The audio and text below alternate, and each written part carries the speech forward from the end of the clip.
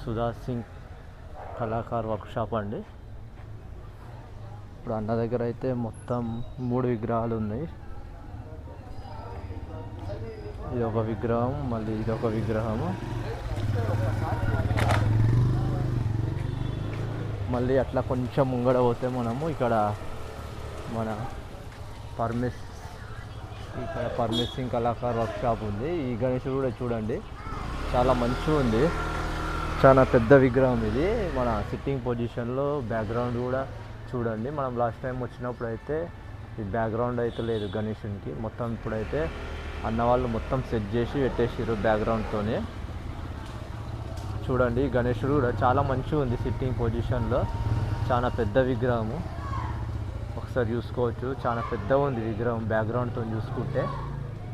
అంటే మనకు transporting problem అయితే అని బ్యాక్గ్రౌండ్ అనేది తీసుకోవచ్చు, మళ్ళీ పెట్టుకోవచ్చు. అట్లా సెట్ చేసిర్రు అన్న వాళ్ళు.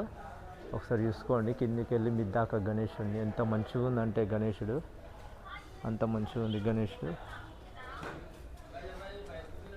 చూడండి, మనం ఇక ఈ పరమేశ్ సింగ్ కళాకార్ పక్కనే మళ్ళీ ఇక్కడ కూడా గణేశుళ్ళు ఉన్నాయి.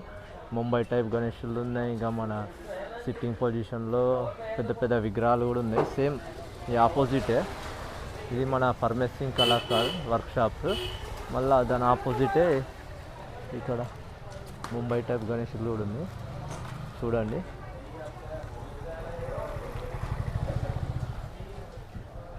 ఈ గణేశుడు కూడా కలరింగ్ అవుతుందేమో. ఒక వారం రోజులలో కలరింగ్ అయిపోయినాక వద్దాం, మళ్ళీ వచ్చి చూద్దాం. కలరింగ్ అయినాక మాత్రం చాలా మంచిగా ఉంటుంది విగ్రహము.